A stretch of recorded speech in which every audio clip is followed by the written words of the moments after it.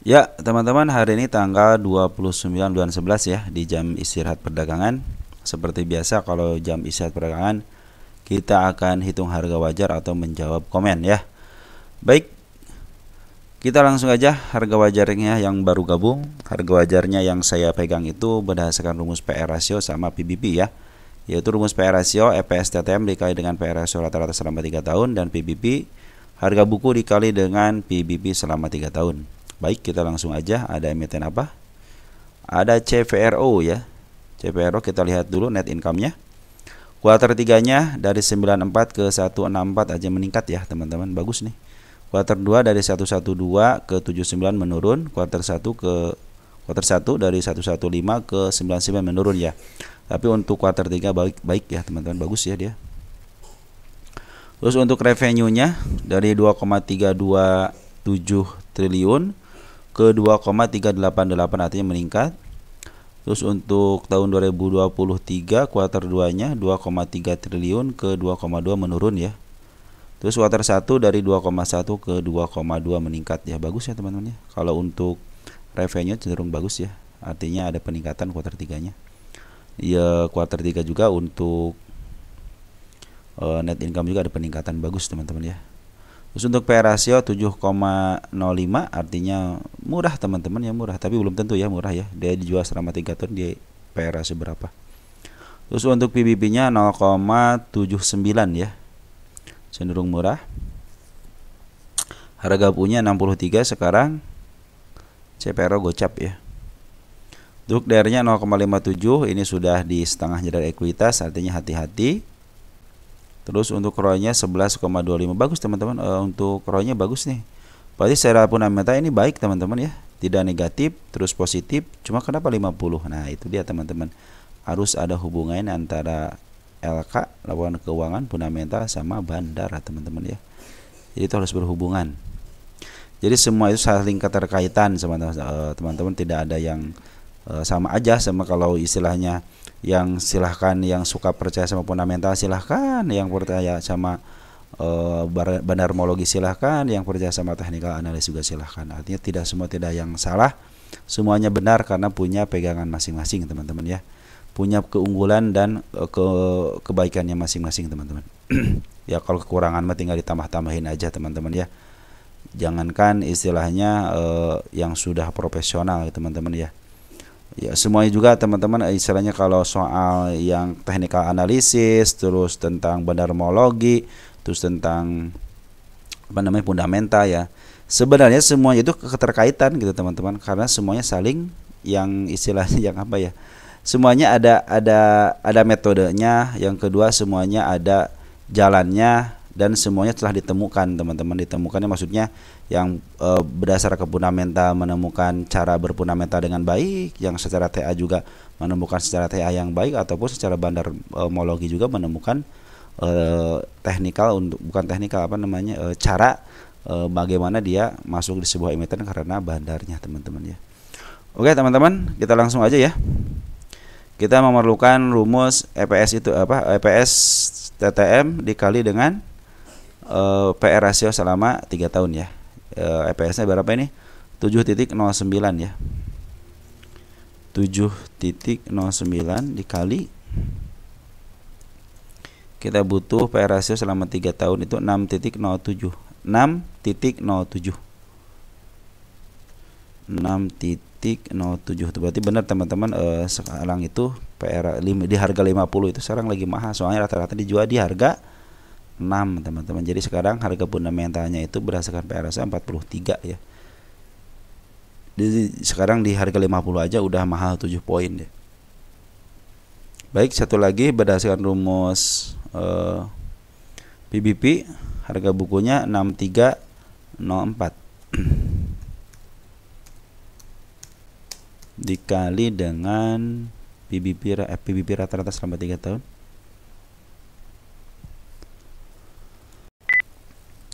Ada 1,13 ya. 1,13 di harga 71 ya. Kita tulis dulu, teman-teman, di sini ya. Kita tulis dulu, kita pause sebentar ya.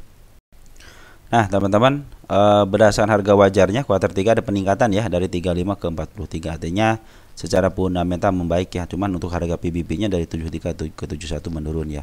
Tapi secara keuangan ini sebenarnya sudah mulai meningkat teman-teman untuk rumus PR rasionya ya. Jadi setelah teman-teman nih ya mau ngambil yang mana ya. Berarti ke teman-teman kalau harga sekarang ya masih murah lah. Istilahnya saya juga mau ke harga PBB kok 71 gitu kan. Cuman untuk PR rasio ya berarti saya beli 50 kemurahan. Nah, cuman tenang, di situ kan ada keterkaitan. Saya bilang kan TA, teknik analisa sama bandar. Bandar sekarang lagi bagaimana gitu kan. Kemarin sempat masuk, sekarang keluar. Nah, secara TA saya menargetkan ke angka 355 nih ya. Itulah secara TA teman-teman. Baik. Kita langsung aja teman-teman ke emiten berikutnya. Nah, untuk berikutnya ENRG ya, Energi Mega Persada. Kita lihat kuartal 3-nya dari 309 miliar ke 227 miliar, artinya menurun ya. Untuk kuartal 3 lagi menurun teman-teman ya. Terus untuk anualisnya cenderung menurun juga ya, dari 1,057 triliun ke 1,035 triliun menurun ya. Terus untuk TTM-nya dari 1057 ke 112 meningkat. Tapi untuk perkiraannya kalau karena kuartal 4-nya belum keluar, jadi cenderung sebenarnya meningkat untuk TTM-nya ya. Maka kita akan lihat untuk kuartal 2-nya 137 ke 269 meningkat. Kuartal 1 dari 262 ke 280 meningkat ya. Hanya kuartal 3 aja yang menurun ya. Kita lihat revenue dari 1,7 ke 1,5 menurun ya. Jadi penjualannya menurun. Jadi marketingnya kurang digenjot ini ya. Atau mungkin ekonomi lagi lesu, bisa jadi seperti itu. Kuartal 2-nya dari 1,3 triliun ke 1,7 triliun meningkat. Kuartal 1 dari 1,537 ke 1,544 meningkat ya. Walaupun hanya beberapa miliar tapi ada peningkatan. Kecuali kuartal 3-nya lagi menurun. Berarti saat ini performanya lagi menurun ya. Untuk PR rasionya 5,34 artinya murah, tapi belum tentu teman-teman rata-rata selama 3 tahun ini dijual di harga berapa gitu kan. Terus untuk PBB juga murah 0,56, belum tentu juga ya. Murah juga karena harus kita bandingkan dengan 3 tahun ke belakang. Terus untuk harga bukunya 431. Kalau 431 murah banget teman ya. Ini harga bukunya aja 431. Untuk DER-nya 0,37 ya. Yang ini DER ini. Nah, yang ini 0,50 ya, artinya pas teman-teman, standar lah gitu ya. Jadi hutangnya setengah daripada hartanya, daripada ekuitasnya. ROE-nya 10,52, artinya standarnya sudah segini. Udah cukup teman-teman ya. Dia tidak bagian dividen. Kita periksa cash-nya. Cash-nya ada 1,2 triliun, terus untuk ekuitasnya ada 10,7 triliun dan hutangnya ada 5,3 triliun. Artinya betul ya, setengah daripada equity-nya adalah hutang. Baik, tidak ada bagian dividen. Kita langsung aja ya. EPS-nya berapa ini?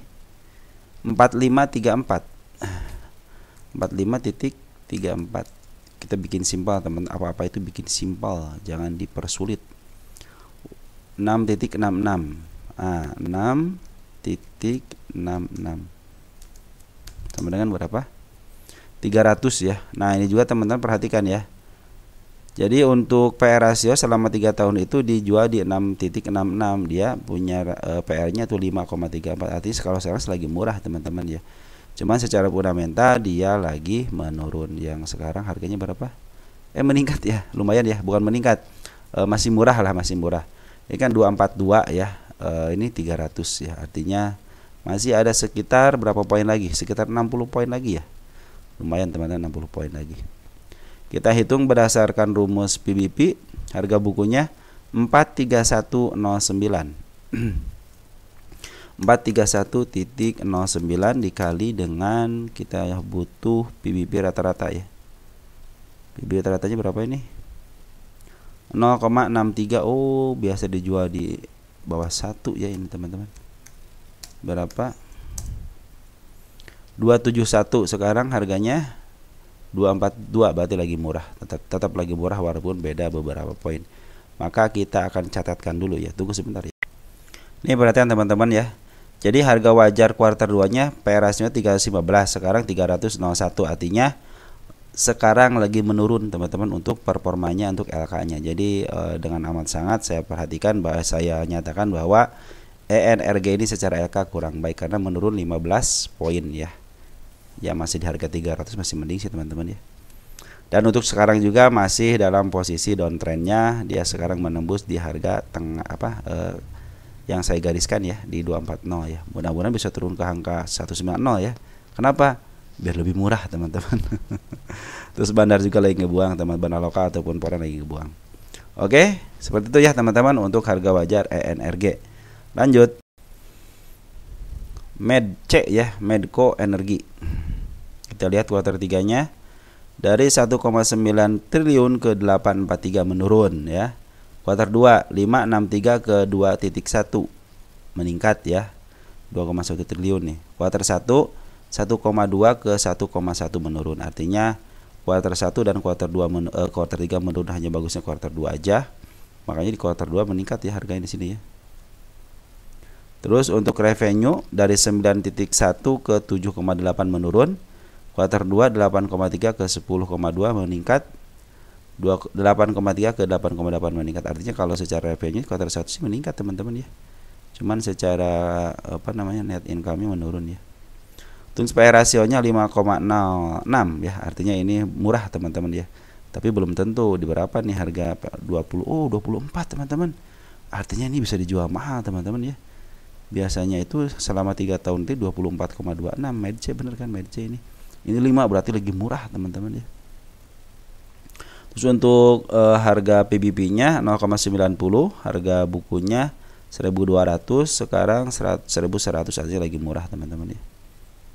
Terus untuk DER-nya, wah DER-nya gede juga teman-teman nih, 1,63, artinya ini melebihi daripada ekuitasnya. Perhatikan, 30,8 triliun, hutangnya 50. Betul buat teman-teman ya. Terlepas daripada itu, ini tetap ya hutangnya gede gitu ya. Jadi hati-hati, cashnya ada 9,1 triliun, ekuitasnya 30,8 triliun, cuman hutangnya 50 triliun. Artinya ini kalau semuanya dijual juga masih kurang teman-teman untuk bayar hutangnya ya. Cuman ya mungkin mudah-mudahan sih itu hutang barang-barang yang bisa dikredit. Soalnya hutang jangka panjang nih, long term ya, artinya jangka panjangnya. Kalau jangka pendeknya cuma 6,04, artinya ini masih bisa dibayar dengan kasnya cash. Masih bisa ada sisa sekitar 2,1 triliunan ya. Oke seperti itu teman-teman. Jadi ini hutangnya jangka panjang masih mending sih kalau jangka panjangnya bisa 5 tahun ke depan lah. Ya mudah-mudahan semakin surut dah. Nanti perhatikan aja jumlah total debt-nya ada berapa nanti di kuartal 4-nya. Lanjut, EPS-nya berapa ini? 21842. 218.42 dikali 24.26. 24.26.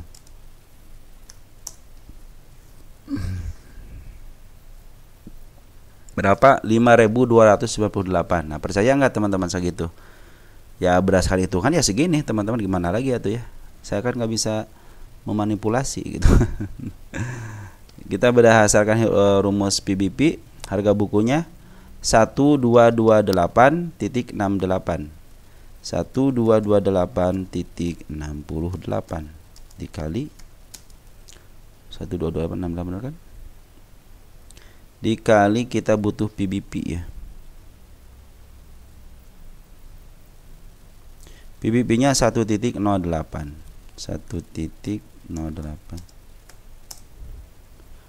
$1.326. Sekarang harganya 1.100. Artinya lagi murah, teman. Sekarang berarti Medco ini lagi murah ya. Nah, kita hitung dulu di sini ya. Kita tempatkan dulu di sini. Kita pause sebentar. Nah, teman-teman perhatikan ya, kuartal 2-nya dulu PE rasionya itu 6.800, sekarang 5.200. Artinya sangat-sangat menurun tajam ya. Terus untuk PBB-nya cenderung stabil sih, 1.300-an, cuma beda 80 sama 26 aja, tapi cenderung menurun juga. Jadi performanya atau LK-nya lagi kurang baik teman-teman. Masih bagus teman, sekitar 5.000-an, cuman sekarang kurang baik aja teman-teman ya untuk LK-nya. Ini juga lagi downtrend, perlihatkan teman lagi downtrend, cuma lagi diambil dari bandar lokal dan Perindo lagi ngambil. Ya, teman-teman targetnya ke harga berapa? Ya saya aja menargetkan hanya ke harga 1400 aja. Ini target kedua. Mudah-mudahan tersampaikan. Oke, mungkin teman-teman seperti itu aja yang bisa saya sampaikan. Mudah-mudahan membantu teman-teman dalam menganalisa sebuah emiten. Ini adalah salah satu jalan aja teman-teman. Nanti teman-teman punya jalan yang lain silahkan dibandingkan. Siapa tahu kita ada kesamaan ya. Adapun pakai rumus-rumus yang lain juga itu sah semuanya teman-teman. Tidak ada yang tidak sah, semuanya sah. Dibuktikan nanti di lukisan market maker aja teman-teman. Nanti istilahnya teman-teman kecapaian yang mana. Saya juga kadang-kadang hanya mempercayakan kepada si kepala merah aja kalau saya teman-teman ya. Kadang-kadang bisa melebihi harga wajar ataupun di bawah harga wajar. Kecenderungan saya seperti itu, jadi saya tidak pernah mematok sebuah harga wajar adalah sebagai patokan saya untuk menganalisa ini masih murah atau tidaknya teman-teman ya. Walaupun teman-teman tidak bisa menghitung harga wajarnya, nanti teman-teman bisa menggunakan 3 garis aja teman-teman ya. Ini 3 garis teman-teman. 3 garis artinya garis mahal, garis tengah, sama garis bawah. Garis bawah itu garis murah. Kalau sekarang posisi bagaimana? Lagi mahal. Di sini lagi mahal, teman-teman. Kemarin harga tertingginya cuma 1.600, teman-teman. Jadi tidak lebih tinggi daripada 1.600 selama 10 tahun, teman-teman ya. Karena sekarang performanya lagi turun, wajar kalau dia ke harga tengah kan arenya mau dikembalikan ke harga wajarnya di 960 berdasarkan Punda Chart, teman-teman ya. Berarti kalau udah di harga 900-an udah murah lagi teman-teman nih, harga murah lagi. Apalagi dibawa ke bawah ya ke harga 600-an itu lebih murah lagi. Oke teman-teman, seperti itu aja yang bisa saya sampaikan. Saya juga hanya menarikkan ke 1400 dan penurunannya bisa jadi ke angka 1000 perakannya teman-teman ya. Oke teman-teman, salam teruntuk di rumah, jaga kesehatan dan tetap optimis dalam menghadapi pasar yang seperti ini. Karena kita harus bertahan dalam keadaan downtrend ataupun dalam keadaan uptrend. Jangan sampai teman-teman merasa kecewa dengan pasar, padahal pasar dari dulu kalau nggak turun ya naik teman-teman ya. Kalau nggak di atas ya di bawah. Oke teman-teman, seperti itu ya. Dari dulu seperti itu teman. Cuma kadang-kadang kita nggak tahu. Saya juga kadang-kadang ini udah di bawah ya, ternyata ke bawah lagi. Maka kalau kita sudah analisa, tolong gunakan money management dan taktik teman-teman ya. Contohnya kalau kita ngambil di harga tengah, maka saya akan ngambil di harga sekian. Ketika take profitnya saya akan ngambil di harga sekian. Itu teman. Jadi harus punya taktik, jangan all in. Nggak ada yang mengajarkan semua all in teman-teman ya. Teman-teman kalau mau all in ya harus tahu dengan resikonya gitu kan. All in nyangkut tetap nyangkut teman-teman. Yang pakai money management aja dikhawatirkan ya nyangkut teman-teman. Tapi kalau udah pakai strategi, money management sudah ada, ketika saya nyangkut saya akan ngambil harga sekian, saya akan ngambil harga sekian. Nah nanti kedepannya teman-teman sudah punya catatan gitu kan. Oh harga sido di 500-an udah murah teman-teman. Kalau mau diturun lagi ke bawah ya silahkan. Saya juga akan ngambil lagi kok, di 500 itu udah harga termurahnya. Nah mungkin seperti itu. Model KKGI itu sekitar 399 atau enggak 3,5. Kalau 400 agak mahal dikit tapi saya akan nyicil. Nah, contoh seperti itu. Nanti ketika turun ke bawah lagi saya akan ngambil. Jadi teman-teman masih punya strategi itu ke depannya itu ya. Jadi teman-teman tidak akan terjeblos lagi di saham yang harga pucuk. Maka teman-teman ketika punya harga pucuk, saham bagus, teman-teman beli di pucuk kan nyangkut terus kejemput. Teman-teman jangan kabur dari situ, tunggu di bawahnya karena suatu saat dia akan ke bawah lagi ke harga teman-teman waktu awal nyangkut itu. Nah, dulu saya nyangkut di sini nih. Sekarang udah di harga sini. Udah saya beli, andai kan dia turun ke bawah lagi lah, tenang, saya akan beli di bawah. Kalau dulu betul saya beli di atas gitu. Kalau sekarang saya percaya diri, saya beli di bawah. Nah, seperti itu teman-teman ya. Mungkin teman-teman bisa memahaminya. Kalau kurang paham ya silahkan diputar kembali. Oke teman-teman, ciao ya.